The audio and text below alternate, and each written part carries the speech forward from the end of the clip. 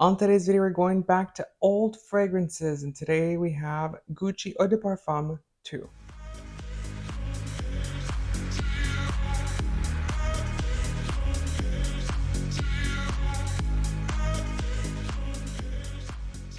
So this is a fragrance that we have here. This is a very old fragrance. Let me just say that. Let's get that right out there. This fragrance is not been around for a while. I don't believe that Gucci actually even manufactures this fragrance. This is the Eau de Parfum 2.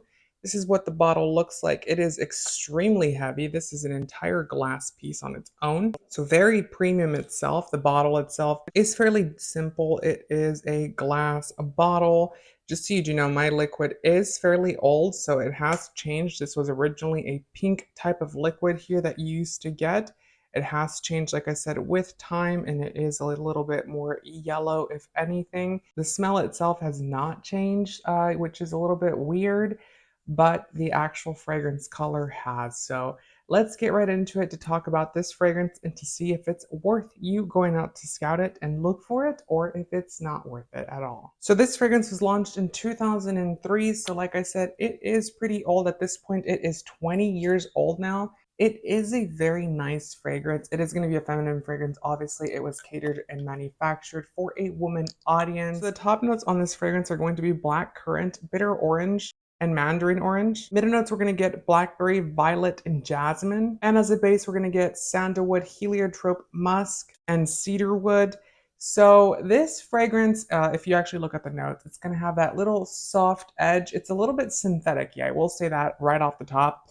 It kind of smells like a clean berry, blackberry, bubblegum realness. It's very Barbie pink. So if you were to say what fragrances is Barbie wearing, she would probably be wearing this fragrance here because it is very feminine. It is very youthful. It is very young itself. It is a very feminine, girly type of flirty fragrance overall. And this fragrance is one of the ones that got me into fragrance. I know that everyone's gonna be like, oh, you liked girl fragrances as a kid. No, my mom got this bottle, and this is the original bottle, as a Christmas present one year. And I used to smell it and think, what is in there that makes it smell like that? And I think that's what really sparked up my imagination. And I really fell into fragrances since that moment. So it has a special meaning to me overall. Maybe that's why I look at it a little bit more fondly. I do know that this fragrance is still available in certain European countries. I have seen some vlogs where people can actually find it there. And as of 5 years ago, I used to still see this fragrance at, certain Sephora's. So who knows? It's a very big mystery. It does have the old Gucci logo from like the 70s. So kind of cute. It's something that I would certainly say to check out. I don't know, it's very easy to fall in love with this fragrance. It's mass appeal, it's likable. But if you don't like berry kind of synthetic-y type of notes and fragrances with, some citric elements to it, I would certainly say it's not for you. The sandalwood in this fragrance is creamy, but it's synthetic creamy, if that makes any sense. It's not going to be a true raw fragrance experience overall, but it is going to be a fragrance that, like I said, is mass appealing, is likable. It's going to be a classic. And, by thinking about a fragrance from 20 years ago, it doesn't smell that old. It smells like a fragrance that you could probably still purchase in today's market because it is very much a millennial type of fragrance. So very millennial pink vibes, Paris Hilton, well, hopefully not Lindsay Lohan, but Paris Hilton back in the day. And I would say that the bottle itself is absolutely gorgeous. Just for point of reference, this is a 2.5-ounce bottle. So they only manufactured it in very weird sizes. And like I said, it is a very pretty bottle. I'm not sure why Gucci kind of shifted away from this, very simplistic, sexy, modern approach. This is Tom Ford era Gucci. So I would say that it is probably due to that reason that this fragrance is very chic and sexy and sultry and flirty and feminine and very empowering too.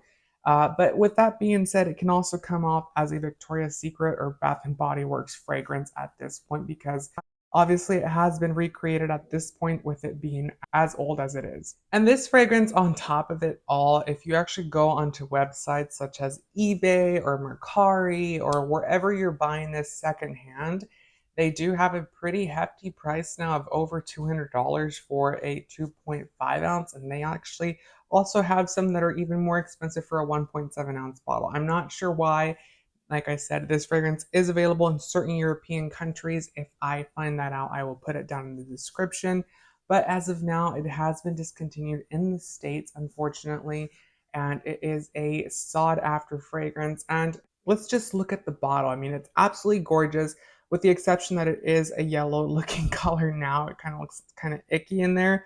Other than that, this fragrance is a very nice fragrance. It still smells like the day you purchased it. It doesn't have that like rancid, perfumey, alcoholic type of spray. So if you're going to buy it and you're worried about it being old, yeah, you might get a discolored fragrance at this point if it's really an old batch, but other than that, it is going to be a fragrance that is very much likable. Another thing about this fragrance too, from my experience, it does tend to last anywhere from 6 to 8 to 10 hours. It really depends on your body chemistry there, because some people's body is going to like the synthetic-y type of notes, and other people's body chemistry is going to hate it. So definitely let me know your thoughts down below on the Gucci Eau De Parfum 2. And don't forget to give the video a thumbs up and consider subscribing for more fragrance related content. And I hope to see you guys on next time's video. Bye.